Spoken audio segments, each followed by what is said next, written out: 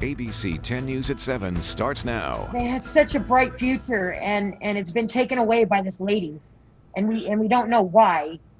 2 children, their mother and grandmother, all killed in a wrong-way crash while returning to Vista from vacation. Good evening. I'm Kimberly Hunt. Steve has the night off. ABC 10 News reporter Leah Pizzetti spoke to the children's father dealing with this unthinkable loss.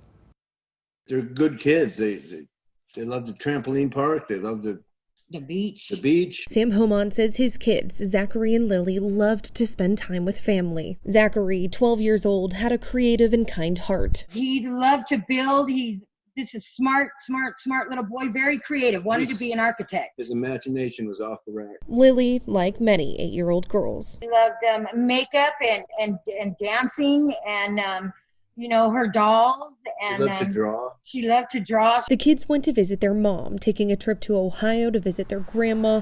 The 4 were driving back to California when everything changed on a highway in Oklahoma. You hear about it all the time, but you don't think it hit home like this. There's a car on the westbound side going east. There is a car going backwards on the interstate. 911 calls and witnesses show a woman drove at least 9 miles the wrong way down I-40 when she hit the family's car head-on, killing all 4. The wrong-way driver survived, and witnesses say they smelled alcohol at the scene. Sam and Melissa say their last conversation with Zachary was the night the crash happened. He was excited to come home, and we just got him a brand new bed. And he was just so excited for this pillow top mattress bed that we got him, and he was just so excited, and that was the last thing that we said to him. And as they now deal with the pain, these parents want answers. They took away 2 beautiful children that had everything. Everything ahead of them for what? For what? Leah Pizzetti, ABC 10 News. Investigators in Oklahoma are looking into why the driver was going the wrong way.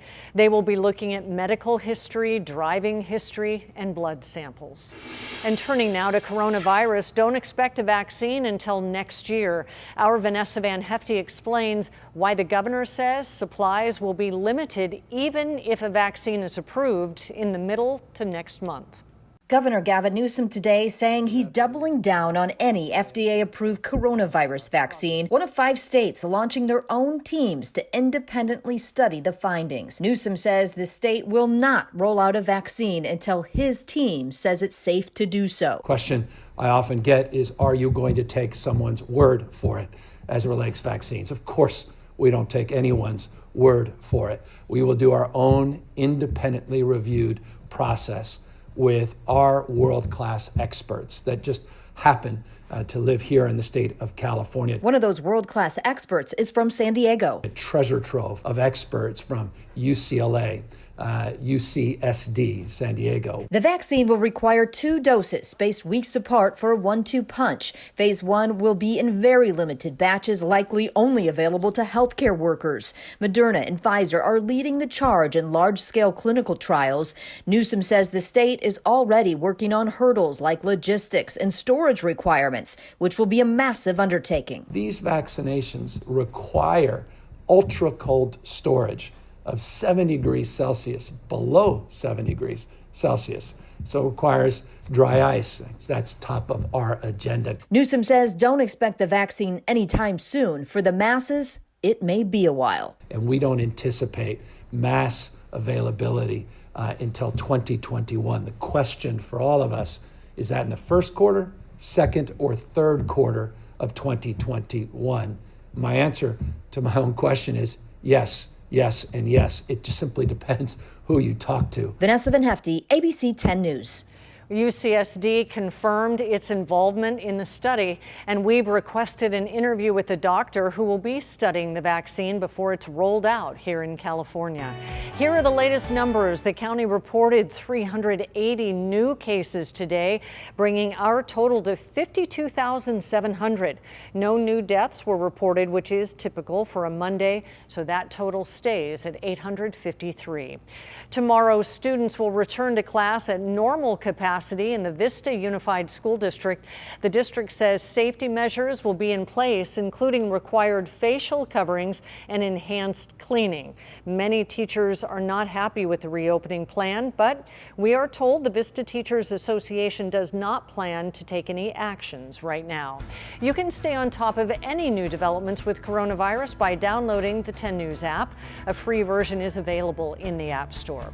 We're following a strange story out of National City where a man has been killed by a bow and arrow. A man called police today to say he had gotten into an argument with another man and then shot him with a bow and arrow.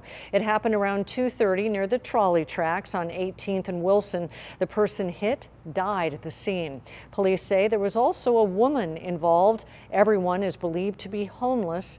Investigators are still gathering information.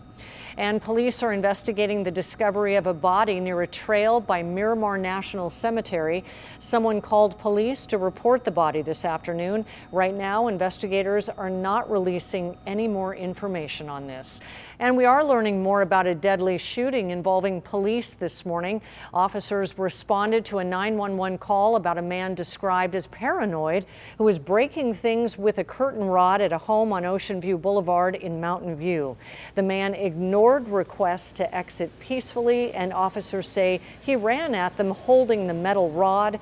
That's when an officer shot and killed him. The man has not yet been identified. Your voice, your vote. You have less than an hour to register in person for the November 3rd election. The registrar's office closes at 8 o'clock, but you still have until midnight to register online. And we have a link to that in the voter guide on 10news.com. Otherwise, you can still register conditionally and vote provisionally by visiting the registrar's office through Election Day. As California and San Diego County continue to see record early voting, one local group is hoping to encourage people in the swing states to cast their ballots. Volunteers with Hillcrest Indivisible are sending handwritten notes to voters in swing states, including Arizona, Colorado, and North Carolina. In addition to the 10,000 letters, 20,000 handwritten postcards have been mailed. This is an election where it's going to be decided by small numbers of people on the margin. So those are the kind of people we're trying to reach and say, come on out and vote. John Mattis says letters were also sent to swing state voters in 2018, and they did see a slight increase in voter turnout. On the other side of the coin, there are many people who want to vote, but they can't. ABC 10 News anchor Lindsay Pena spoke to a political science expert about voter suppression tactics as part of our series, Stories for Change. It's been decades since the Voting Rights Act of 1965 that outlawed racial discrimination in voting. But experts say there's still challenges to casting a ballot. There are, to this day, still states that pass laws or change their voting laws in ways that run afoul of the Voting Rights Act and have to be struck down by the courts. USD political science professor Casey Dominguez says it happens in several ways. And sometimes that's done through the drawing of district lines that try to break up a minority population so that it is not able to elect a representative that it might otherwise elect. It can also be seen in rules that require certain types of ID to vote, or happens with changing the days that people are allowed to vote early, or make it restrict the hours that people are allowed to vote in particularly for communities where there are a lot of voters of color. This election, we've already seen long lines in other states where early voting has started.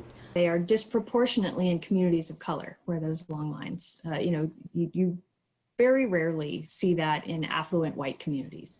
But Dominguez says it's not happening everywhere. At the same time that we're seeing some places move to make it more difficult, we've actually seen quite a movement over the last decade to make it a lot easier to register and vote. This year, California automatically sent mail-in ballots to every registered voter. And here in San Diego County, in-person voting at the Registrar of Voters began October 5th. All of the county's 235 polling places will be open for 4 days, starting October 31st. Hopefully that will cut down on the lines, but we don't really know how many people are going to say, I don't trust the mail, I'm going to go try to vote in person. Lindsay Pena, ABC 10 News.